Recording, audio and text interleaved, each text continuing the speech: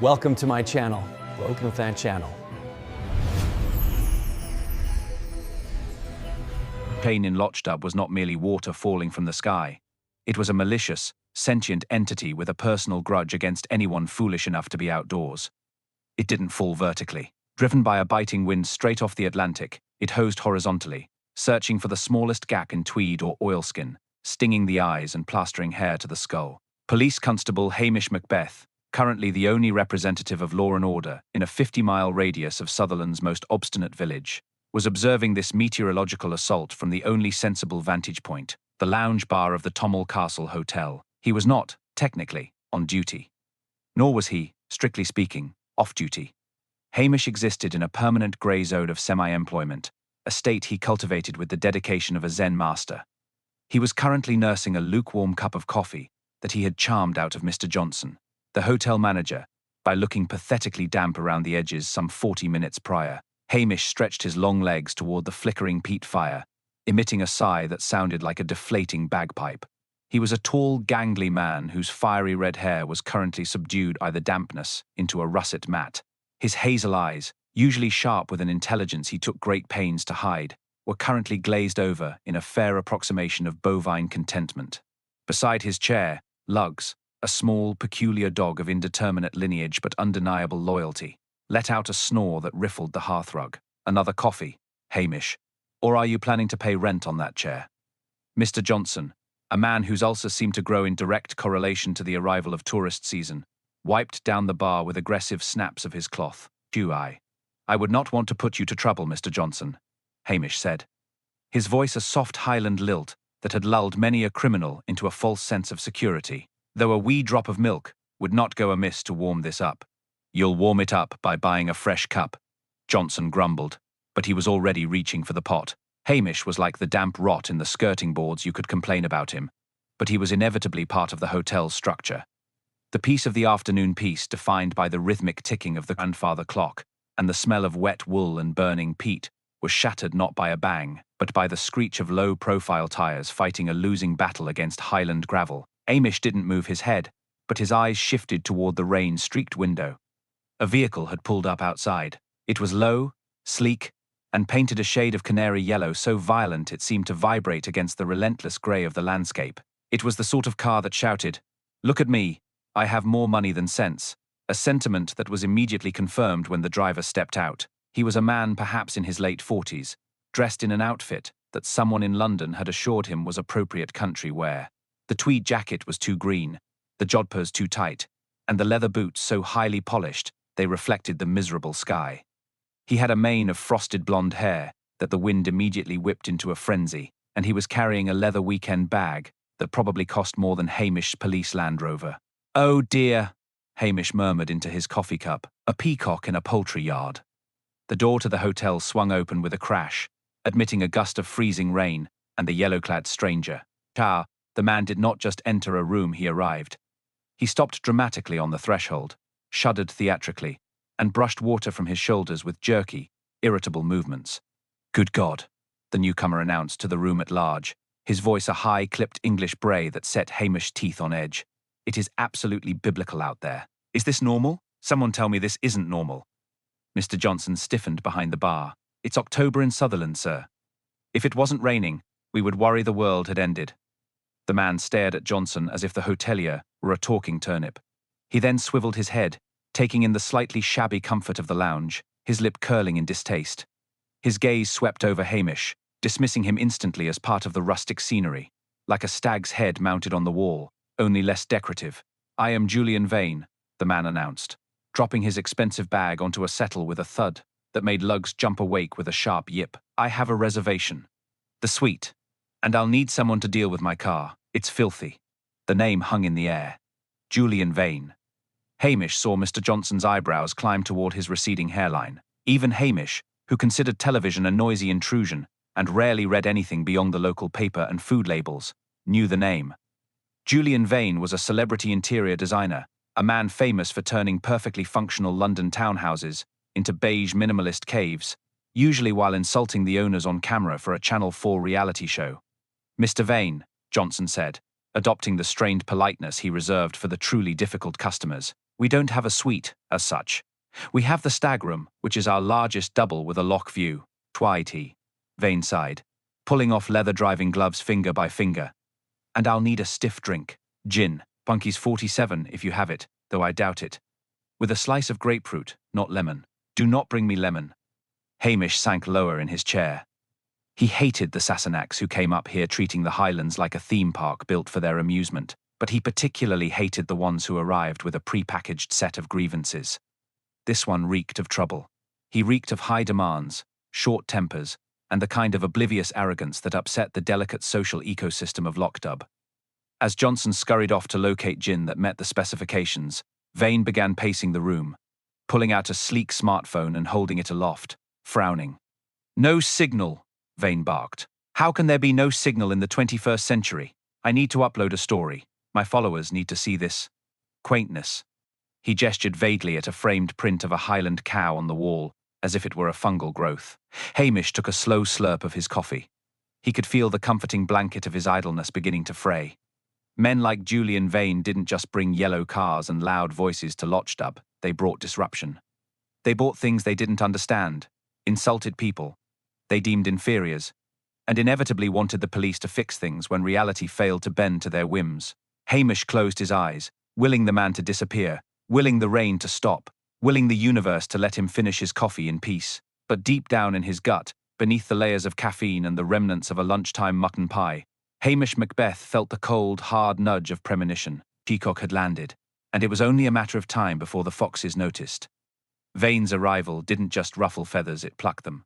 By the time Hamish retreated to his small police station and the company of his stove, the village gossip network was already humming like a high-tension wire. The designer had apparently insulted the hotel's upholstery, suggested the minister's wife should consider a more muted palette for her floral arrangements, and nearly run over Archie McLean's prize sheep while trying to find a spot with 5 bars of 5G.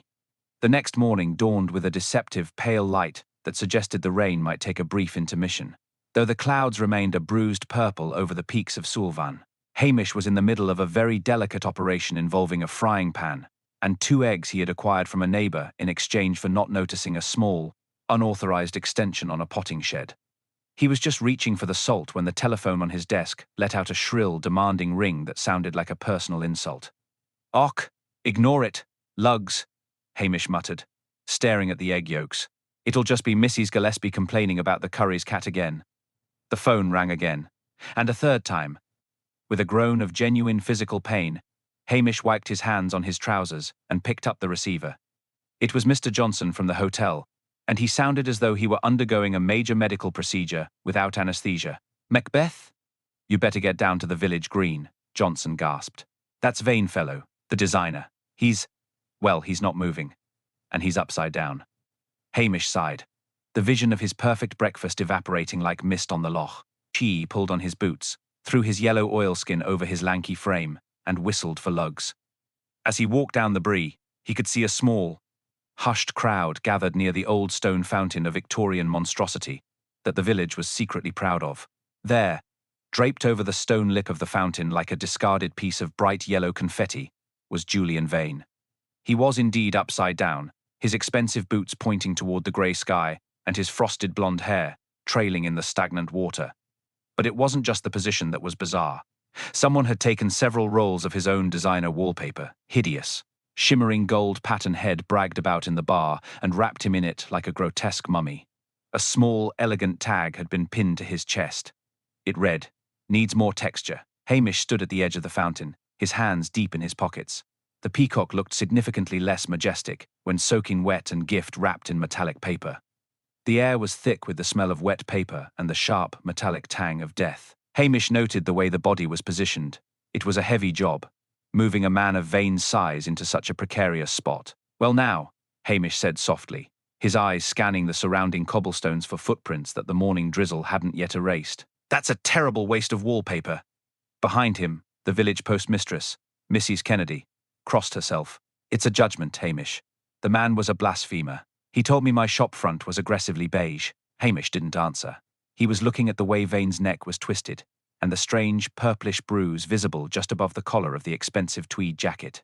This wasn't a prank gone wrong.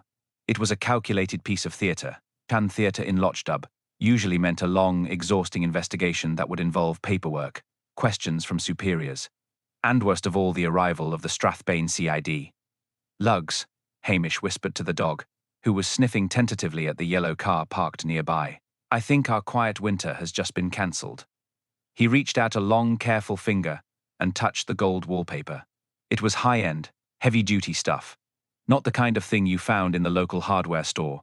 Vane had brought his own tools for his own destruction. As Hamish straightened up, he heard the distant, discordant wail of a siren echoing through the glen. It was too early for the Strathbane police, which meant someone had called them before they were even called the local constable. Hamish's heart sank. That meant only one thing. DC Vice Blair was likely already on his way, and he would be in a foul mood. Hamish looked at the body again, squinting. There was something missing. Vane had been wearing a very large, very ugly diamond pinky ring in the hotel the night before. The hand dangling in the fountain water was now bare, the skin pale and wrinkled from the cold. The crime was messy, theatrical, and pointed. It was the sort of murder that screamed for attention, which was the one thing Hamish Macbeth spent his entire life trying to avoid. He stood there, looking unkempt and mildly confused to any onlooker. But his mind was already cataloguing the residents of the Tommel Castle Hotel and the villagers who had been beautified by Vane's tongue the previous evening. The piece of lockstub hadn't just been shattered, it had been gift-wrapped and drowned. The siren grew louder, a piercing scream that tore through the Highland silence. Hamish adjusted his cap and prepared his simple village copper face. The play had begun, and he was the only one who realized the lead actor had been murdered before the first act was even over.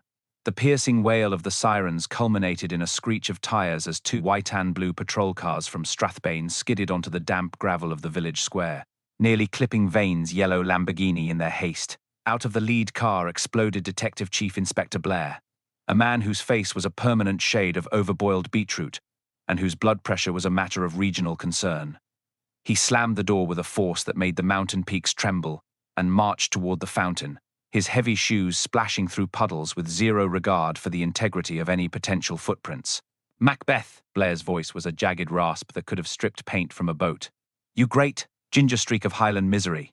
I might have known if there was a high-profile corpse in the water, you'd be standing over it looking like you're waiting for a bus. Hamish touched the brim of his cap, his expression settling into a look of vacant, wide-eyed helpfulness. Good morning to you, Inspector. It's a grand day for a murder, is it not? Though the rain is a bit heavy for the paperwork. Blair didn't even look at him. He pushed past the small crowd, shoved Mr. Johnson aside, and stared down at the golden-wrapped bundle in the fountain. He let out a sharp, barking laugh. Wallpapered? The locals finally got sick of his poncy English ways, did they? It's a clear-cut case of Highland thuggery. Probably a dispute over a bill or a drunken brawl that went too far. He was wrapped very neatly, sir, Hamish offered softly, shifting his weight. And the note needs more texture. It suggests a certain artistic flair. And I couldn't help but notice his diamond ring is gone. A very large stone it was, too. Of course it's gone, Blair snapped, turning his bulbous nose toward Hamish. Robbery and homicide. Simple. But you wouldn't know simple if it bit you on your lazy backside. You're too busy poaching salmon and drinking tea to see what's right in front of your face. It's obviously one of these smelly crofters. Who's the biggest troublemaker in this godforsaken hole? Blair's eyes swept the crowd and landed on Archie McLean, who was still wearing his muck-stained overalls and holding a shepherd's crook. Archie, whose temper was as short as his stature, glared back. You there, McLean, Blair shouted, pointing a thick finger. I heard you had a run-in with the deceased's car yesterday. Threatening a visitor, were we? Decided to wrap him up like a Christmas present when he wouldn't pay for a dead sheep. I did no such thing, Archie yelled back, his face turning a shade that rivaled Blair's. The man was a menace. He nearly sent my best ewe into the loch, but I would not waste good wallpaper on the likes of him. Take him in, Blair barked to his subordinates, Detectives Anderson and McLean, no relation to Archie, who were already unloading forensic kits with practiced boredom. Interrogate him. Use the firm approach. I want a confession by lunchtime so I can get back to Strathbane and away from this smell of wet wool and stupidity. Hamish watched as Archie was led away, protesting loudly in Gaelic. He knew Archie hadn't done it. The man didn't have the patience for wallpapering, let alone the delicate touch required to pin a note without tearing the paper. Hamish caught the eye of Priscilla Halberton Smythe, who had just appeared on the edge of the square. her blonde hair perfectly styled despite the drizzle. She gave a small, perceptive shake of her head. Blair was already barking orders into a radio, dismissing Hamish with a flick of his hand as if he were a persistent fly. "Macbeth, go stand by the road and direct traffic. Keep the rubberneckers away. And don't you dare touch anything. I'm in charge here, and I'm going to wrap this case up before you've even finished your morning porridge." Hamish nodded obediently, his face a mask of humble compliance. "As you say, Inspector, I'll just be out of your way then." Directing the traffic. It's a very important job, to be sure. As Blair stomped off toward the hotel to begin his official bullying, Hamish whistled low for lugs. He had no intention of standing by the road all morning. Blair was looking for a brute with a grudge, but Hamish had seen the way the wallpaper was cut straight, clean lines, despite the rain. This wasn't the work of a disgruntled crofter, it was the work of someone who understood aesthetics. Hamish turned his back on the scene at the fountain, where DC Firs Blair was still screaming like a foghorn. To any onlooker, the village constable appeared to be drifting aimlessly, perhaps stunned by the discovery. In reality, Hamish was employing his most effective investigative technique, the slow, methodical stroll. With lugs trotting at his heels, his ears flattened against the Highland drizzle, Hamish headed toward the small shops that formed the backbone of Lochdub's social life. He knew that while Blair was busy frightening the locals into silence, the real truth was being chewed over along with morning rolls and lukewarm tea. The village documented every foreign body-like vein with surgical precision. His first stop was the Lochdub Curry House. The scent of turmeric and cumin acted as a warm blanket against the biting chill, but today, the air inside was thick with a pungent tension. Mr. Patel, who had spent 20 years trying to convince the Highlanders that garlic was not malevolent witchcraft, was leaning over his formica counter. His eyes were wide behind thick spectacles. "A terrible business, Hamish," Patel whispered, sliding a steaming mug of tea across the counter before Hamish could ask. The man was a creature of pure malice. "He came in here yesterday evening, stared at my wallpaper, the Crimson Flock, and told me it looked like a slaughterhouse for Muppets." "What does that even mean, Hamish? I worked so hard on this aesthetic." Hamish took a long, appreciative sip, the heat radiating through his damp chest. "It means he had more opinions than friends, Mr. Patel. He was a man who sharpened his tongue on everyone." "Did he have anyone with him? Or was he sharing his misery with the world at large?" Patel shook his head, his hands busy polishing a jar of mango chutney. "He was alone when he arrived, but he was not alone when he left. A woman, Hamish. Not a local. She was dressed in a long black designer coat that cost more than crofting subsidies, they argued. Not a screaming argument, but the quiet, poisonous kind where the words are like silver needles. She mentioned a binding contract and the final payment.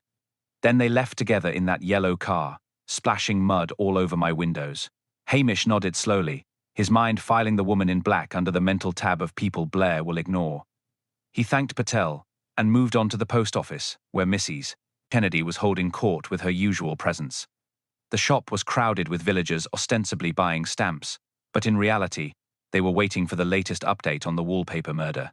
"He's in a better place now, Hamish," Mrs. Kennedy announced, her voice booming with the authority of someone who handled everyone's private correspondence.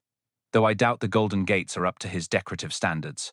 He'll be wanting to repaint the pearly gates in muted eggshell before the week is out." He was a difficult soul, Hamish agreed, leaning his lanky frame against the counter. "Did he receive any mail during his stay, Mrs. Kennedy? Or perhaps send something out? He seemed a man with a great deal on his mind." Mrs. Kennedy peered over her glasses. "He sent a registered letter yesterday afternoon to a firm of solicitors in London. Very agitated he was, too. Kept checking his watch and muttering about insurance and legacy. And he bought 3 rolls of tape, the heavy-duty, industrial kind. Not for a birthday parcel." Hamish felt a prickle of interest. "Tape, you say? Not wallpaper?" "No, just tape. He said the wallpaper was in his trunk, a special commissioned piece for a client who didn't appreciate his genius. I thought it was just the rambling talk of a man who had too much gin and not enough fresh air." Hamish sighed, patting Lug's head. The pieces were starting to drift into view, though they didn't yet form a coherent picture. A woman in black, a solicitor's letter, a missing diamond ring, and a man wrapped in his own artistic failure. He stepped back into the rain, his yellow oilskin flapping. He saw Priscilla Halberton-Smythe's Range Rover idling near the hotel. She waved him over, her face serious. "Hamish," she said as he leaned against her window, the scent of expensive perfume a contrast to wet dog. I heard Blair has arrested Archie. It's absolutely ridiculous. Archie couldn't wrap a ham sandwich, let alone a human being. I know that, Priscilla, Hamish said, his voice low and weary. But Blair needs a victim, and Archie is the loudest target. Tell me, did you see anyone unusual at the hotel last night? A woman in a black coat. Someone who looked like she'd rather be in Mayfair. Priscilla frowned, her grey eyes searching her memory. There was a woman. She arrived late, in a hired car. She didn't check in under her own name. I saw her talking to Vane by the fire. She looked terrified, Hamish. Not of him, but for him. Like she was watching a man walk off a cliff, and knew she couldn't stop him. Hamish looked toward the fountain where the forensic team was finally lifting the body. The gold wallpaper shimmered in the gloom, a bright, ugly scar on the landscape. He lived to offend, Hamish mused, but someone went to great trouble to make sure his death was as theatrical as his life. It wasn't just murder, it was a critique. He knew he should be directing traffic, but there were more questions. He needed to find the source of that wallpaper and the identity of the woman. As he walked away, he noticed a wet scrap of paper caught in the thorns of a gorse bush. He picked it up carefully. It was a receipt from a hardware store in Strathbane, dated 2 days ago, for industrial-grade shears and gold leaf adhesive. "Och, lugs," Hamish whispered, tucking the receipt into his pocket. It seems our designer was preparing his own shroud long before he arrived in Lockdub. The question is, who helped him put it on? And why did they pin a note to the result? The investigation was no longer village gossip, it was a trail leading into the shadows of a planned execution.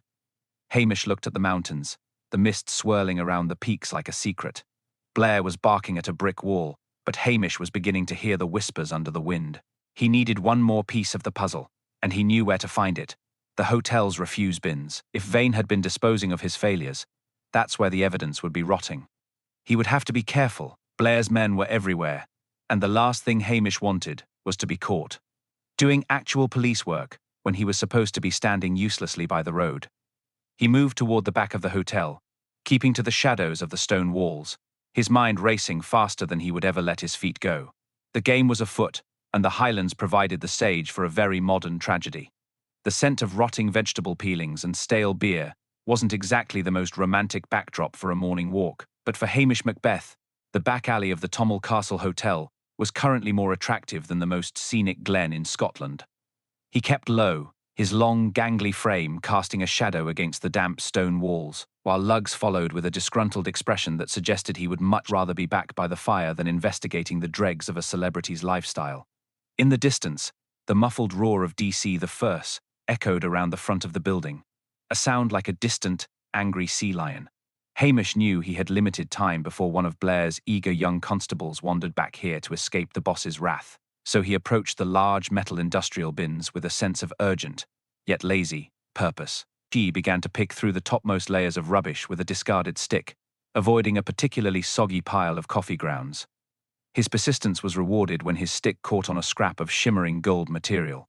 He pulled it out, finding it wasn't just wallpaper, but a crumpled, high-quality brochure for an art gallery in London. On the back, in a frantic, sharp hand, someone had scrawled a series of numbers and a name.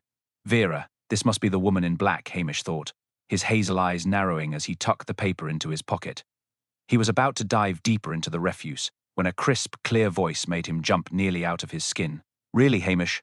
I knew things were tight at the police station, but I didn't think you'd resorted to scavenging for your supper." Hamish straightened up, his face flushing a shade of red that almost matched his hair. Standing at the corner of the hotel was Elspeth Grant, the local reporter for the Highland News. She was dressed in a practical, yet stylish, red raincoat, her dark eyes sparkling with a mixture of amusement and professional curiosity. Elspeth was a woman who knew exactly how to ruffle Hamish's composure, and her presence usually meant that the village gossip was about to be printed in black and white. "Auk. Elspeth, you gave me a fright," Hamish said, attempting to smooth down his rumpled uniform. "I'm just conducting a preliminary assessment of the environmental impact of the hotel's waste management. It's a new directive from the Strathbane office." Elspeth laughed, a bright sound that echoed off the stone. "And I am the Queen of Sheba. You're looking for clues, Hamish, because you know Blair is currently busy arresting the most innocent man in the county. Poor Archie McLean is being interrogated as if he's the mastermind of a global crime syndicate, while you're out here playing in the bins. What have you found?" "Nothing that would interest a big city journalist like yourself," Hamish countered. though he couldn't help but admire the way her hair curled in the Highland mist. Before Elspeth could press him further, a second figure emerged from the hotel's rear entrance. Priscilla Halberton-Smythe looked every inch the aristocrat, even in her casual walking gear. Her presence immediately shifted the atmosphere, creating a triangular tension that Hamish found more difficult to navigate than a peat bog in the dark. "Is everything all right here?" Priscilla asked, her gaze drifting from Hamish's messy hands to Elspeth's challenging stance. "I saw you from the window, Hamish.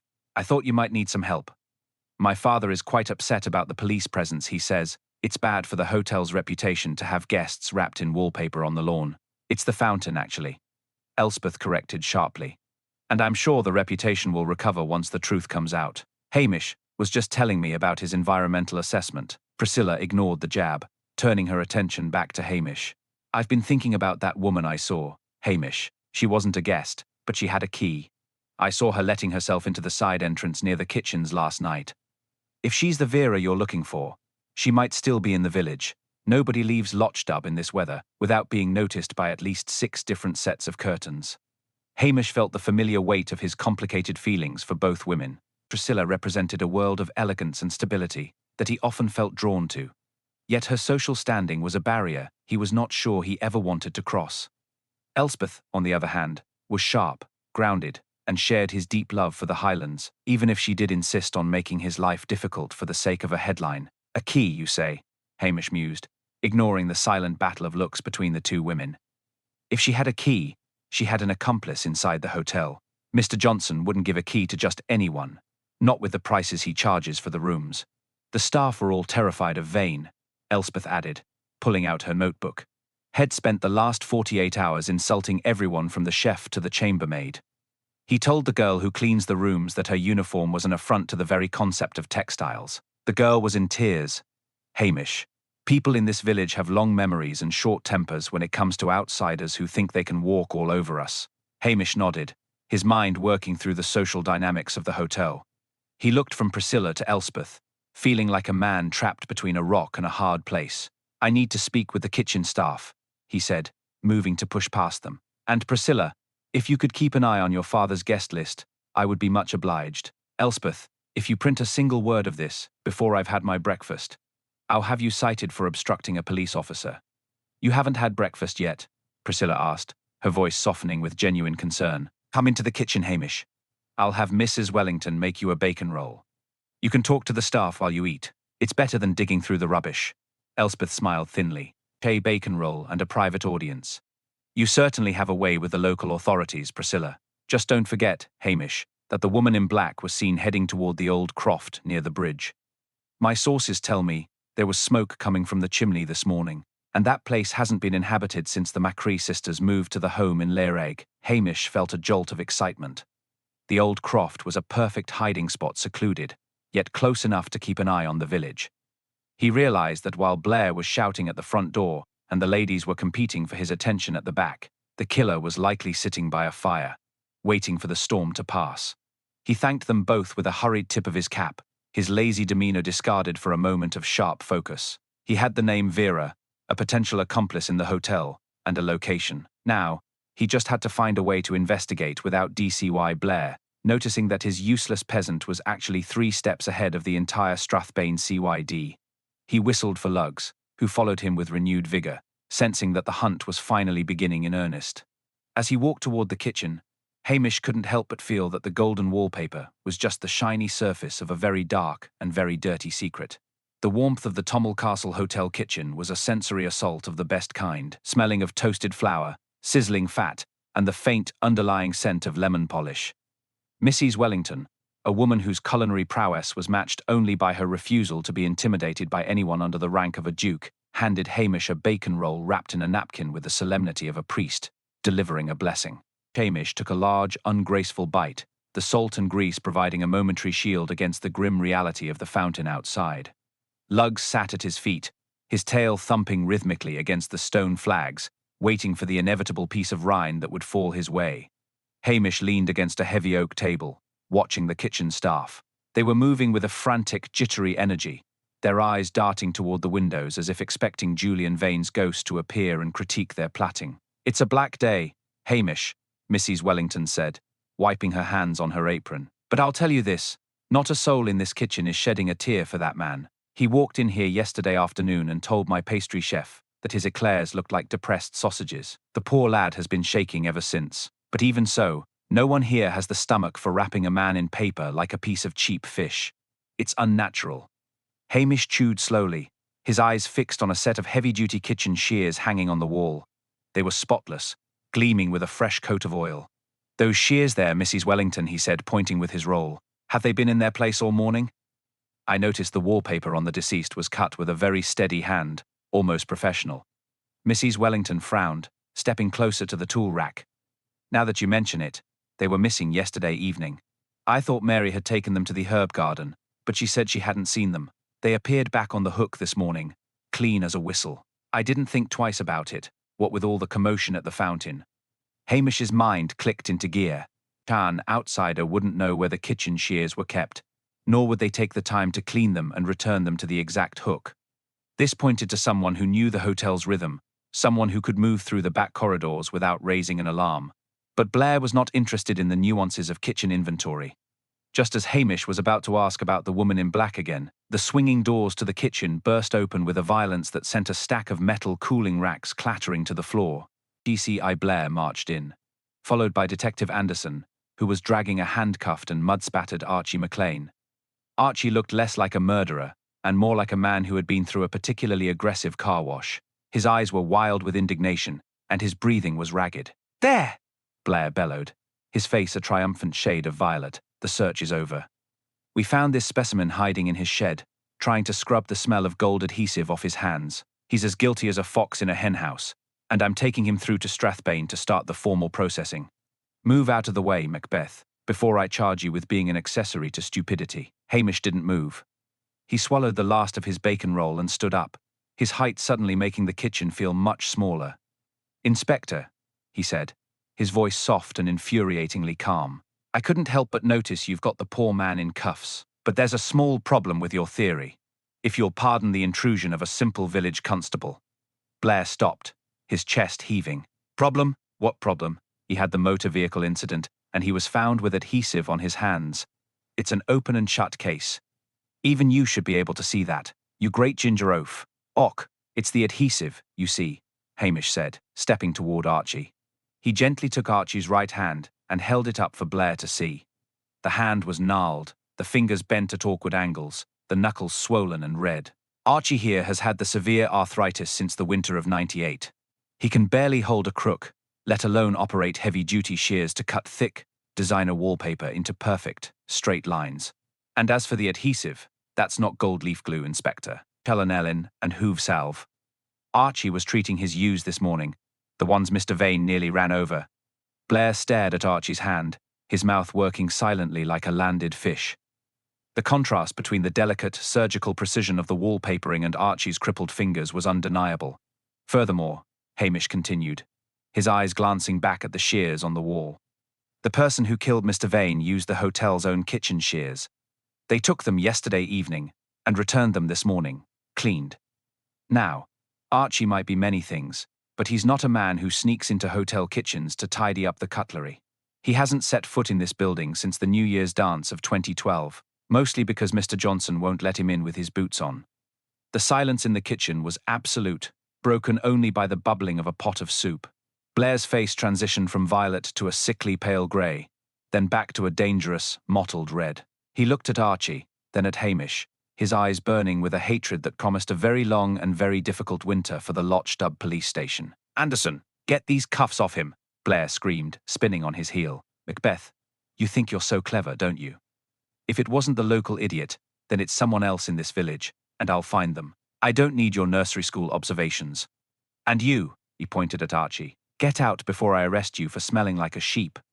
It's a crime against my nostrils." Archie was released, muttering a string of Gaelic curses that were probably better left untranslated. He gave Hamish a brief, grateful nod before scurrying out the back door. Blair stormed out through the swinging doors, his temper far from extinguished. Hamish watched him go, feeling a weary sense of satisfaction. The red herring had been cleared, but the real killer was still at large, and they were far more dangerous than a disgruntled shepherd. Hamish turned back to Mrs. Wellington. "About that woman, Vera," he said, his mind already moving toward the old croft by the bridge. Did she have anything to do with the wallpapering? Or was she just the audience for the final show? Mrs. Wellington looked at the shears, then back at Hamish. I don't know about wallpaper, Hamish, but I know that when she left last night, she wasn't carrying a bag, and when she arrived, she was. A long, thin bag. The kind you'd use for carrying rolls of something. Hamish whistled for lugs.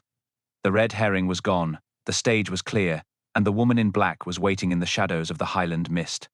He had to reach the croft before Blair's rage led him to burn down the wrong house in search of a suspect. The investigation was narrowing, and the air was beginning to smell less like bacon and more like a trap. Hamish stepped out of the kitchen, the cold air hitting him like a physical blow. The rain had slowed to a fine, mizzling spray that clung to his eyelashes. He looked toward the mountains, their peaks hidden in a thick white shroud of clouds. The village felt claustrophobic today, the weight of the murder pressing down on the narrow streets and stone houses. He thought of Julian Vane, a man who had spent his life creating beauty in cold, sterile spaces, only to end up as a piece of performance art in a Highland fountain. There was a poetic justice to it that Hamish didn't like. It suggested a killer who wasn't just angry, but one who felt they were making a point. As he began the long walk toward the bridge, the sound of his own footsteps on the wet gravel seemed to echo the ticking of the clock in the hotel lobby. Time was running out, not just for the investigation, but for the woman named Vera. If she was the killer, she was waiting. If she was the next victim, he was already too late. Lugs trotted ahead, his nose to the ground, the only creature in Lockdub who seemed to know exactly where he was going. Hamish followed, his hand resting on the heavy receipt in his pocket. The gold leaf adhesive, a silent witness to a crime that was far from finished. The Highlands held many secrets, but Hamish Macbeth was determined to drag this one into the light, even if it meant ruin for his quiet life. Hamish Macbeth stepped out of the back of the Tommel Castle Hotel, the heavy scent of bacon and damp wool lingering in his nostrils as the biting Highland wind reclaimed him. The rain had settled into a fine, persistent haar that clung to his red hair and turned the distant peaks into ghosts of grey granite.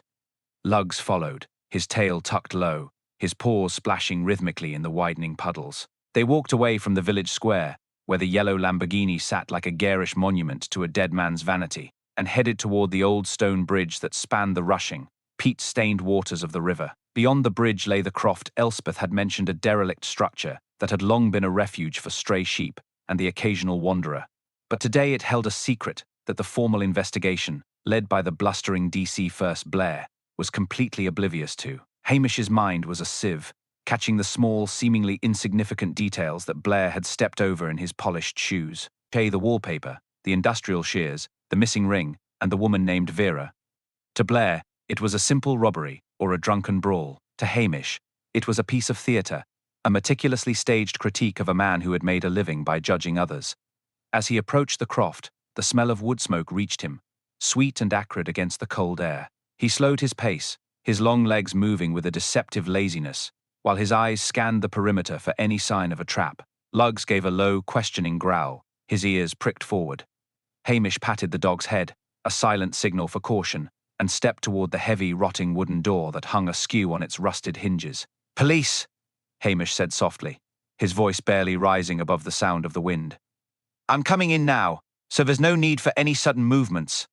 He pushed the door open. Inside, the air was thick with the scent of damp earth and the heat from a small, guttering fire in the hearth. A woman sat on a crate by the flames, huddled in a long, black designer coat that looked absurdly out of place in the squalor of the croft. She was pale, her eyes rimmed with red, and she was clutching a silver flask with trembling hands. This was the Vera they had seen, the woman in black, who had arrived like a shadow and remained on the periphery of Julian Vane's brief, loud stay in Lochstub. She didn't look like a killer. She looked like someone who had just watched the world end and was waiting for the debris to finish falling. "You're Macbeth," she said, her voice a fragile rasp. "Julian said you were a fool. He said everyone in this village was a rustic cliché designed for his amusement.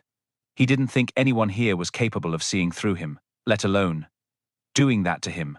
Hamish moved closer to the fire, the heat prickling his skin. "People in Lochstub see a great deal more than they let on, Miss Vera, and Julian Vane was a man who went out of his way to be noticed." "Why are you here?" "And why were you arguing with him about a binding contract and a final payment? It seems a strange thing to discuss in a Highland curry shop." Vera let out a hollow laugh that turned into a cough. Contract? He was a thief, Constable. A beautiful, charming, utterly soulless thief. Every design that made him famous, every visionary concept he sold to the London elite, was stolen. He found young, talented designers who were struggling, bought their silence with a pittance, and then discarded them when he drained them of their ideas. That gold wallpaper he was so proud of, that was his latest acquisition. It was designed by a girl from this very glen, a girl named Morag MacLean, who went to London with a dream and came back in a coffin 3 years ago, because Julian Vane convinced the world her work was his own. Hamish felt a cold knot tighten in his stomach. Morag MacLean. He remembered the girl bright, artistic, and fragile as a bird. Her father, Archie, had never been the same since she died, though the official report said it was a tragic accident, a fall from a balcony in Chelsea. Archie didn't do this, Hamish said, his voice firm. I have seen his hands. He couldn't have cut that paper. I know he didn't, Vera whispered, staring into the dying embers. But someone did. Someone who knew the truth. Julian wasn't here to relax, he was here to curate a new collection by raiding Morag's childhood sketches, which her father had kept in a trunk. He offered Archie money, a insulting amount to buy the rights to her remaining work. She wanted to own her, even in death. He was going to announce the MacLean collection as his own tribute to the wild Highlands. It was the final insult, the ultimate theft. He had a meeting last night with the person who was supposed to sign over the final permissions. I tried to stop him. I told him he was playing with fire, that these people aren't like the ones in London. They don't sue you. They remember you. Hamish realized then that the motive wasn't money or a missing diamond ring. It was something far more potent, the defense of a legacy and the punishment of a fraud. The diamond ring hadn't been stolen. It had probably been taken as a symbol of the wealth Vane had built on the backs of others. The crime wasn't about what Vane had done in Lochdub, but what he represented. The arrogant outsider who thought he could buy the soul of the village. The note pinned to his chest, "Needs more texture," was not a critique of the wallpaper, but a critique of Vane himself, a man who was all surface and no substance, a man who needed more human texture than he possessed. Who was the meeting with, Vera? Hamish asked, his hazel eyes fixed on her face. Who was the person he was meeting to finalize the theft of Morag's memory? Vera looked up, her expression a mask of pure terror. I don't know their name. He wouldn't tell me. He just said it was someone who understood the value of silence. But I saw them, Constable. Just a glimpse through the window of the hotel before he left. It wasn't a crofter. It was someone who belonged there. Someone who had the keys to the kingdom and the shears to match. Hamish stood up, the floorboards creaking under his weight. The motive was clear now. Crime of restoration, a way to stop a predator from devouring the last remains of a local girl's talent. The killer was someone who had loved Morag, or perhaps someone who couldn't stand to see a parasite win.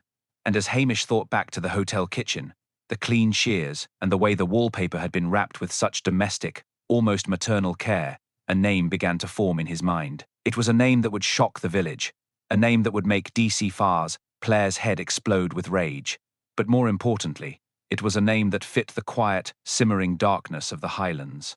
Stay here, Vera, Hamish said, moving toward the door. Lugs and I have one more stop to make, and this time I won't be looking for a thief. I'll be looking for a gardener who knows how to prune the weeds. He stepped out into the mist, the cold air filling his lungs. The motive was petty to a man like Blair, who only understood power and greed, but to Hamish, it was as solid as the mountains. It was about respect, memory, and the fact that in Lochdub, some things simply aren't for sale. He walked back toward the bridge, his mind already setting the trap, knowing that the killer was watching him, waiting to see if the lazy policeman would finally see the pattern in the gold. The sun was beginning to set, a pale, sickly yellow behind the clouds, casting long shadows across the glen. Hamish Macbeth walked with purpose now, the weight of the truth sitting heavy in his pocket alongside the receipt for the gold leaf adhesive. The final act was approaching, and the stage was set for a confrontation that would decide the fate of Lochdub's peace. He had to be careful. A killer who acts out of love is often the most dangerous kind of all. Hamish knew that the village would soon be buzzing with the news of Vane's past, and the sympathy for the victim would evaporate faster than the morning dew. But the law was the law, even if the victim deserved his fate. He had to find the one who had taken the shears, the one who had wrapped the peacock in his own stolen feathers, and he had to do it before DCI Blair made a mess of the truth. The Highlands were silent, the only sound the rushing river, but Hamish could hear the whispers of the dead girl. Morag, calling for justice from the London shadows. He would give it to her, but in his own way, the Highland way, where silence is often the best-kept secret of all. As he reached the village, the lights of the hotel flickered through the hair, a beacon of civilization in a landscape that remained stubbornly wild and unforgiving to those who did not belong. The path back to the village felt longer than the way out, the mud pulling at Hamish's boots as if the very land wanted to slow him down. He thought about the shears again and the person who had returned them so neatly. It wasn't an act of arrogance, it was an act of habit. The habit of someone who had spent their life cleaning up after others, making sure things were in their proper place, and ensuring that the surfaces were polished even when the foundations were rotting. It was the habit of a person who saw a messer human mess, like Julian Vane, and decided that the only solution was to wrap it up and put it away. Hamish's heart felt heavy.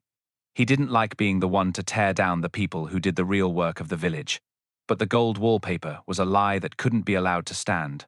He reached the edge of the square, seeing Blair's car still parked there, a symbol of the clumsy authority that would never understand the depths of Highland loyalty. Hamish took a deep breath, patted lugs once more, and headed toward the hotel's side entrance. The truth was waiting inside, and it was time to finish the design. He knew exactly where the last piece of the puzzle lay, and it wasn't in a London solicitor's office. It was in the hands of someone who had simply wanted to protect a memory from being turned into a commodity. The Highland wind let out a final, mournful whistle as he stepped into the warmth of the hotel once more, the door closing on the mist and the secrets of the old croft, leaving the mystery to be solved in the quiet corners where the tea was brewed and the real gossip was kept. Hamish stepped through the heavy oak doors of the Tommel Castle Hotel, shaking his head like a wet spaniel. The lobby was filled with the oppressive scent of beeswax and the faint, lingering aroma of Julian Vane's expensive, floral cologne. A smell that now felt like a taunt to everyone who lived in the village. Lugs gave a half-hearted shake, sending a fine spray of Highland rain onto the polished floorboards. Hamish looked toward the lounge, where the fire was roaring, but the atmosphere was anything but cozy. DCI Blair was ensconced in a leather armchair, a large glass of whiskey in one hand and a cigar in the other, looking like a man who had conquered a small country rather than nearly arrested an innocent arthritic shepherd. His detectives, Anderson and McLean, were standing by the window, looking out at the gathering gloom with expressions of profound boredom. Blair's face was still a mottled purple, reflecting his simmering, violent Highland rage at being proven wrong earlier about Archie McLean. "Back again, Macbeth," Blair barked, his voice cutting through the quiet of the room like a rusty saw. "Come to apologize for your insolence? Or have you finally realized that your place is out on the road, waving your arms at the occasional sheep? I've decided to broaden the search. We're going to do a full sweep of every croft within 10 miles. I don't care if they have arthritis or not, someone in this village knows where that diamond ring is, and I'm going to squeeze it out of them." Hamish adopted his most vacant expression, scratching behind his ear. "Och, the ring, Inspector. That's a very important piece of the puzzle, to be sure, but I was actually coming in to tell you about the button. I didn't want to mention it in front of the crowd earlier, for fear of causing a panic, you understand." Blair lowered his glass, his small, piggish eyes narrowing. "A button? What are you talking about, you ginger buffoon? What button?" "Well, you see, sir," Hamish said, leaning confidentially over the back of a sofa. "When I was taking a look at the fountain, just a quick look, mind you, as you told me not to touch anything, I found a small black button. It was caught right in the stone lip, hidden by a bit of moss. It's a very specific kind of button. It has a little crest on it. A crest that looks remarkably like the one on the hotel's staff uniforms. I've put it in my desk for the specialist." Blair snorted, though he looked slightly unsettled. "Forensics chap? Fabric matching? You're making that up, Macbeth. There's no such thing as a Glasgow fabric specialist for a single button." "You say so, sir," Hamish said with a humble shrug. "But I also found something else. A small piece of hair. It was stuck to the gold adhesive on the wallpaper. It's a very long, dark hair. Not Archie's, certainly. I've put that in a little plastic baggie next to the button. I'm sure the experts will have a field day with it. It's amazing what they can do these days with a single strand, isn't it? They can practically tell what the person had for breakfast. They arrive at dawn to start their tests." He turned away then, not waiting for Blair's reply, and headed toward the kitchen. He knew the kitchen door was slightly ajar, and that the staff were always listening. In a village like Lochstub, a secret told to a DC Voss, a secret told to everyone within 10 minutes. As he entered the kitchen, The room went silent. Mrs. Wellington was at the stove, stirring a massive pot of stew, while Mary, the young housemaid, was nervously polishing a stack of silver trays. The air was thick with the smell of onions and anxiety in the small, warm space. "Evening, everyone," Hamish said cheerfully, ignoring the tension. "I'm just here to tell you that the station will be closed for a few hours tonight. I've got to prepare for the arrival of the specialist team in the morning. They're bringing some new chemical that makes gold leaf adhesive glow if it's touched by certain types of skin oils. It's very high-tech stuff. Apparently, the killer left a perfect set of prints right on the inside of the wallpaper wrap, and this chemical will bring them out like magic. It's a bit of a shame for the person who did it. Really.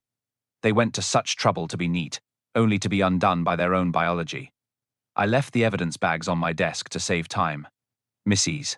Shellington's spoon hit the side of the pot with a sharp clang. "Prints on the inside of the paper, Hamish. I thought the rain would have washed all that away." "Och, no," Hamish said, picking up a stray carrot slice and popping it into his mouth. "The adhesive creates a waterproof seal, you see. It preserves everything underneath. It is like a time capsule of the murder. Whoever did it might as well have signed their name in ink. Anyway, I'm off to get some sleep now. It is going to be a long day tomorrow, once the arrests finally start. I would not want to be in their shoes when that chemical starts glowing a very bright green." He whistled for lugs and left. He had set the bait. The button and glowing chemical were fabrications, but to a guilty mind, they were terrifying. He knew the killer couldn't risk waiting until morning. Behind the rowan trees, Hamish waited. At midnight, a shadow moved toward the station door. A key turned. The latch clicked open. Hamish rose from his hiding spot and stepped into the light. He reached the open door and pushed it. "I am sorry it had to be this way, Mary," he said. The door to the police station creaked on its hinges, a sound that in the dead of the Highland night felt as loud as a gunshot. Mary stood silhouetted against the pale, watery moonlight that managed to pierce through the thick veil of the haar. She was a small, shivering figure, her hands shoved deep into the pockets of a thick, knitted cardigan that had seen better days. Her eyes, wide and luminous with a terror that was almost heartbreaking to behold, darted around the small, cluttered room. She was looking for the desk, looking for the small plastic bags that Hamish had lied about only hours before in the warmth of the hotel kitchen. "Okay, there is no chemical, Mary," Hamish said, his voice emerging from the shadows by the stove like a soft, mournful sigh. "And I never found a button with a hotel crest. I'm afraid I'm a terrible liar when it comes to the technical side of the law. But I'm a fairly good judge of when someone is carrying a burden that's too heavy for their shoulders." Mary gasped, her entire body jerking as if she had been struck. She turned toward the sound of his voice, her face as white as a sheet of parchment. "Hamish," she whispered, the name catching in her throat. I just came to see if you needed any more wood for the fire. It's a cold night. It's past midnight, Mary, and the fire is out," Hamish replied, stepping into the dim light. Lugg stood beside him, not growling now, but watching the girl with a sad, intuitive tilt of his head. "You came for the evidence. You came to destroy the prints that don't exist, and the hair that isn't there. But the real evidence is something you can't burn. It's the way you look when Morag MacLean's name is mentioned. It's the way you handled those kitchen shears, returning them to the hook, because you've spent your whole life being taught that everything must be just so." Mary's knees seemed to buckle, and she slumped into the hard wooden chair, usually reserved for drunks and rowdy tourists. A sob escaped her, a jagged, raw sound that filled the small station with the weight of years of unspoken grief. He was going to take the last of her. "Hamish," she cried, her voice rising in a frantic, desperate pitch. Morag was everything. She was the one who was going to get out, the one who had the magic in her fingers. When she went to London, we were so proud. We thought she'd be a queen. But he didn't want a queen, he wanted a slave. She took her drawings, her soul, and then he let her fall. He said she was unstable, but it was him, Hamish. He broke her. Hamish watched her, his heart heavy. He had known Morag too. He remembered a girl who could find colours in a grey sky that no one else could see. And when he came here, to her home, boasting about his new designs, "You couldn't let it happen," he prompted gently. He had her sketchbook in his room. Mary spat, her sorrow momentarily replaced by a flash of cold Highland fury. "I saw it while I was cleaning. He even written his own name over hers on the inside cover. He was going to sell her life again. I met him by the fountain. I told him I knew. I told him I'd tell the papers, tell everyone what he'd done. He just laughed. He called me a peasant girl and said no one would ever believe a chambermaid over a man of his standing. He turned his back on me to look at his reflection in the water, adjusting that ridiculous hair of his. He was so full of himself he didn't even see the shears in my hand. She looked down at her hands as if they belonged to a stranger. I didn't mean to kill him at first. I just wanted to scare him. But then he said she was mediocre. He said Morag was lucky he had even bothered to steal from her. I hit him, and he fell. His head hit the stone. The water started to turn red, and I panicked. But then I saw the wallpaper in the back of his car. It was the pattern shed designed for our mother's birthday, the one he had claimed was his masterpiece. I wanted the world to see him for what he was. A fraud. A man wrapped in lies. So you wrapped him in the very thing he had stolen, Hamish said. Needs more texture. It wasn't a joke, was it? It was a judgment. Mary nodded, the tears flowing freely now. I took the ring because I thought I'd give the money to Archie. He's got nothing left, Hamish. But I couldn't do it. I threw it into the loch on the way back. It's at the bottom now, where no one will ever find it, just like Morag. She suddenly stood up, her eyes wide and wild again. I won't go to jail, Hamish. I can't. I'll go the way she did. It's better that way. She lunged toward the door, her movement surprisingly swift for someone so small. But Hamish Macbeth, for all his deceptive laziness, was a man of the hills. He moved with the sudden, explosive speed of a mountain cat, his long arms snaking out to catch her by the wrist before she could reach the handle. Mary struggled, scratching and kicking with a desperate strength born of pure terror. But Hamish held her firmly, his grip like iron. No, Mary, he said, his voice low and commanding. There's been enough death in this glen. You've done what you thought was right for Morag, but you can't fix a tragedy by adding another one to the pile. You're coming with me. The struggle went out of her as quickly as it had begun. She collapsed against his chest, her small frame heaving with sobs. Hamish held her for a long moment, the silence of the night returning to the station. He looked out the window toward the mountains, the hair finally beginning to lift. The truth was out, but it brought no joy. He had caught a killer, but he had also broken a heart that had already been shattered. He reached for the telephone to call Strathbane, knowing that the piece of lochdub was about to be replaced by the cold, clinical machinery of the law. I'm sorry, Mary, he whispered into the crown of her dark hair. I'm so very sorry. He knew Blair would be delighted. She knew the papers would have their headline. But as he stood there in the dark, Hamish felt only the cold, biting wind of the Highlands, a wind that blew away the gold wallpaper and left only the bare, grey stone beneath. He reached for his handcuffs, the cold metal clicking with a finality that felt like a bell tolling for the soul of the village. The peacock was gone, but the shadows he had brought with him were here to stay. He sat her down, making a pot of tea. He would wait for the sun to rise before he handed her over. The law required an arrest, but the Highlands required a moment of quiet before the world broke back in. Drink your tea, Mary, he said.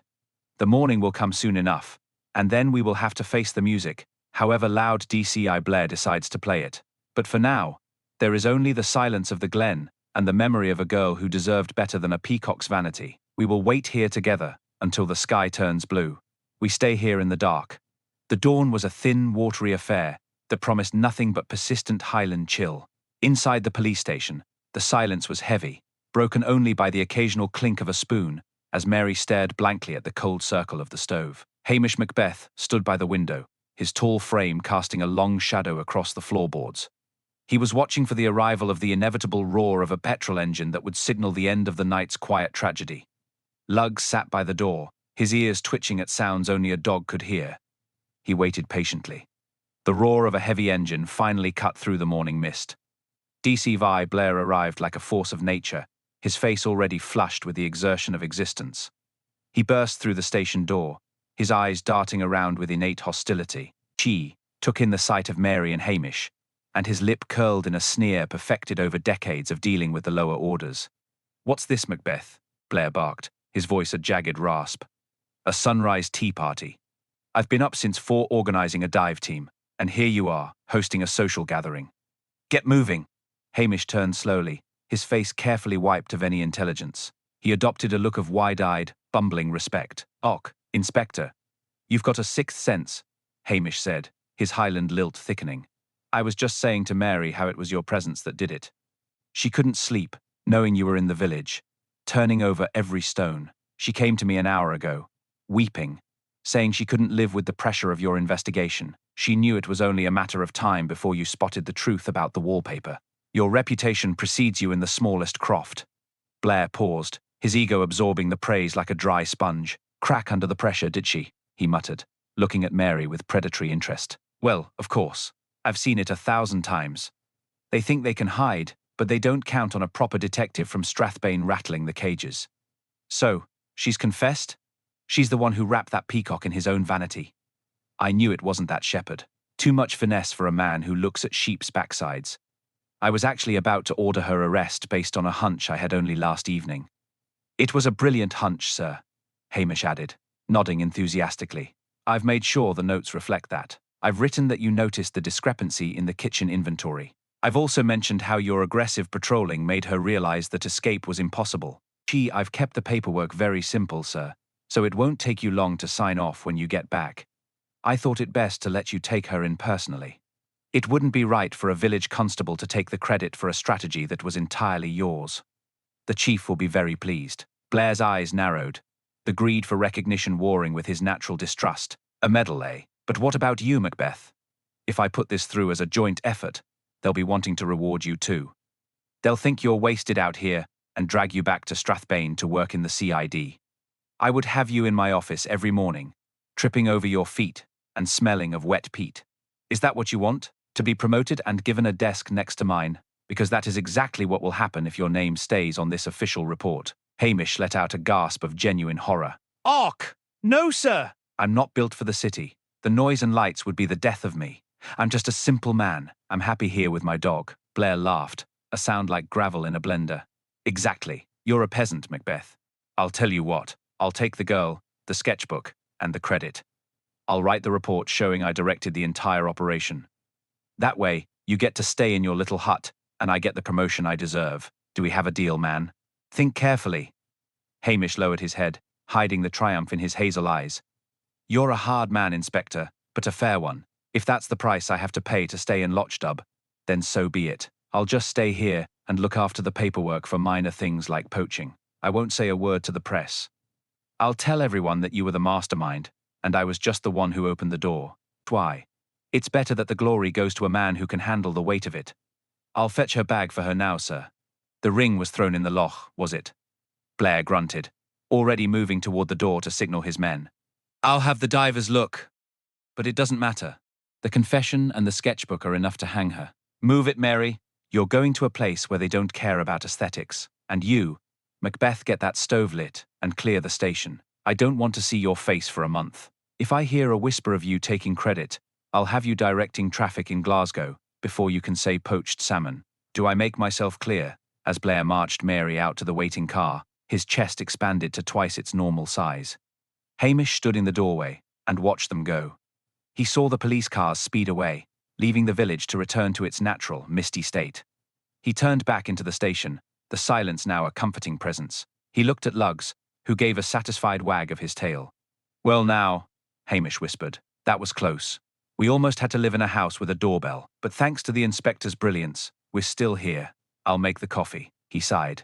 The exhaust fumes from the Strathbane police cars lingered in the cold, damp air, long after the taillights had vanished behind the dark, sweeping bend of the road.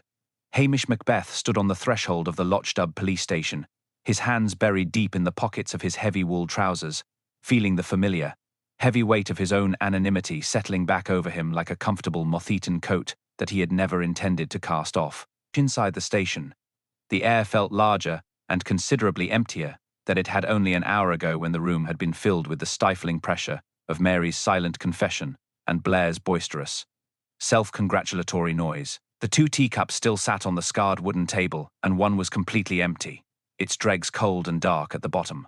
The other was untouched, a silent testament to Mary's frozen state of shock and the sudden interruption of her tragic narrative. Lugs let out a long, shuddering sigh that seemed to echo through the small room and padded over to the hearth, where the last of the embers had finally turned to a fine, powdery grey ash. Hamish followed him, moving with a deliberate slowness that was no longer an act for the benefit of his superiors, but a genuine reflection of the weariness that had settled into his bones. He began the mundane task of tidying the station, a process he usually avoided with the same quiet fervor. A cat avoids a sudden bath.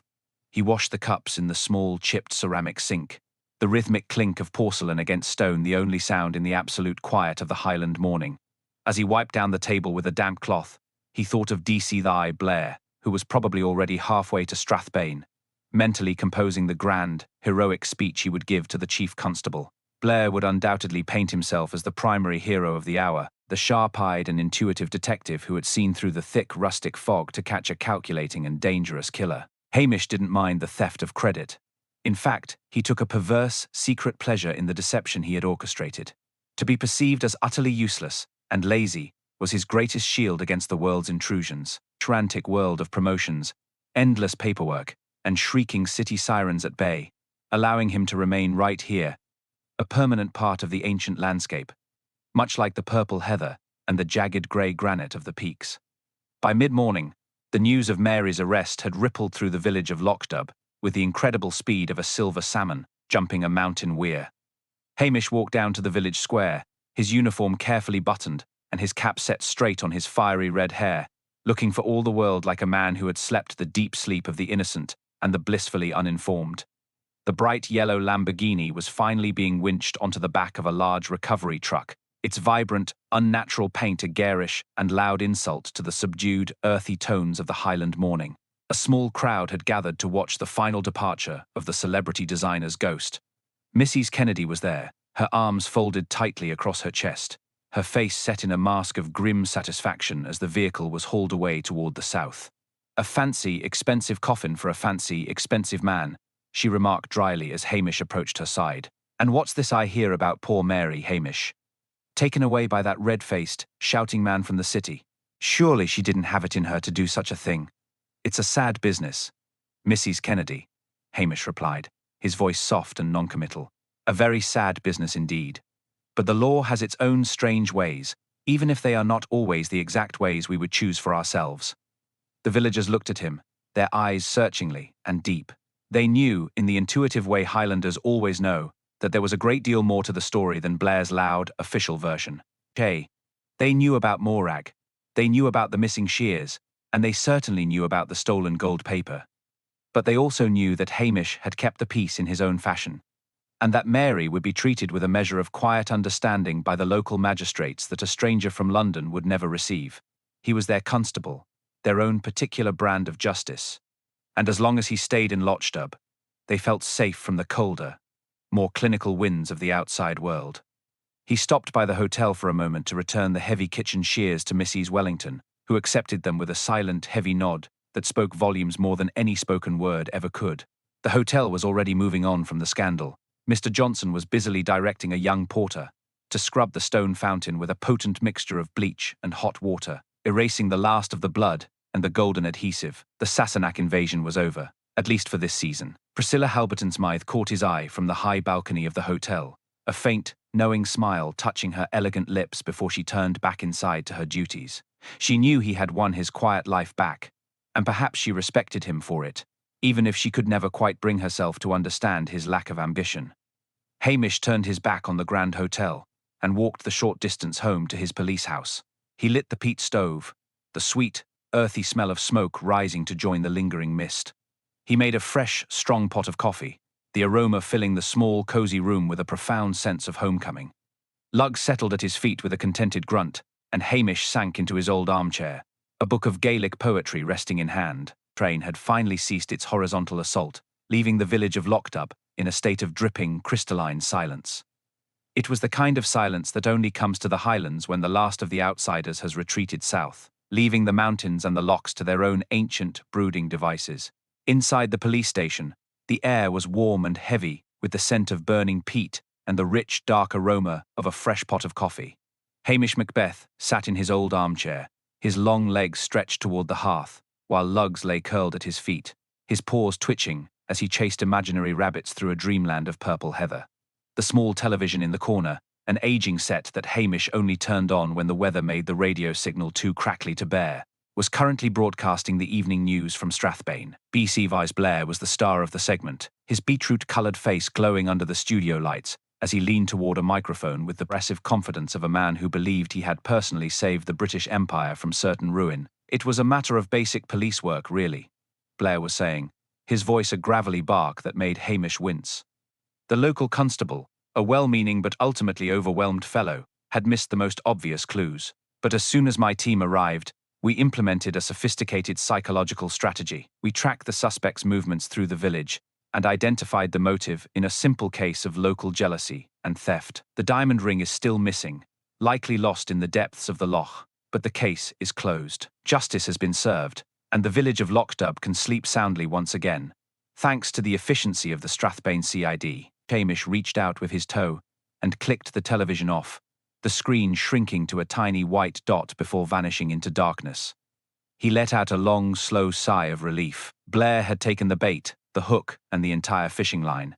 By taking all the credit for the arrest of Mary, Blair had ensured that his own name would be the only one mentioned in the commendations. More importantly, it meant that no one in the Strathbane hierarchy would be looking to promote the useless constable of Whodunit. The threat of a desk job in a grey city, surrounded by concrete and the relentless noise of traffic, had evaporated like the morning har. A soft knock at the door startled Lugs, who gave a single polite bark. Hamish rose and opened the door to find Archie McLean standing on the step, his old cap pulled low over his brow. He was carrying a heavy parcel wrapped in damp newspaper. Without a word, Archie stepped inside and placed the parcel on the wooden table. It was a magnificent silver salmon, fresh from the river and still smelling of the cold, clean water. "For the cat," Archie said, his voice a low rumble. He looked at Hamish, his eyes filled with a depth of understanding that didn't require further explanation. He knew that Hamish had seen his crippled hands and understood the impossibility of the crime. He also knew that Hamish had protected the memory of his daughter, Morag, by allowing the truth of Vane's fraud to come to light in the only way that mattered. Archie didn't mention Mary, and neither did Hamish. The village would look after her in its own way, with letters and packages and a silent agreement that her actions, while illegal, had been born of a loyalty they all understood. "It's a fine fish, Archie," Hamish said, nodding toward the table. "I'll see that it's put to good use." Archie nodded once, touched the brim of his cap, and vanished back into the mist. Hamish spent the next hour preparing a mutton stew, a slow and methodical process that allowed his mind to settle. He chopped the carrots and potatoes with a steady hand, the rhythm of the knife on the board a soothing counterpoint to the ticking of the grandfather clock. He thought about Julian Vane and the peacocks who occasionally descended upon the Highlands. They came with their loud voices and their bright cars, thinking they could impose their own artificial order on a land that had seen centuries of tragedy and triumph. They saw the texture of the scenery, but never the texture of the people who lived within it. To Vane, Morag MacLean had been a resource to be exploited to the village. She was a daughter whose talent had been a point of communal pride. The tragedy was that it had taken a murder to restore her name, but in the Highlands, the price of justice was often paid in blood and silence. He stirred the pot, the steam rising to cloud his spectacles, feeling a profound sense of gratitude for his own small, quiet life. Later that evening, as the stars began to poke through the thinning clouds, Hamish took Lugs for a walk along the harbour. The air was sharp and clean, the scent of salt spray mingling with the smoke from a dozen village chimneys. He saw Priscilla Halberton-Smythe standing near the stone wall, her silhouette elegant against the darkening sky. She didn't speak as he approached, but she stood beside him for a long time, both of them staring out at the black expanse of the Atlantic. "Blair is a fool, Hamish," she said eventually, her voice barely a whisper. "But I suppose you already know that. She thinks he's won, but he's just the loud noise before the silence returns."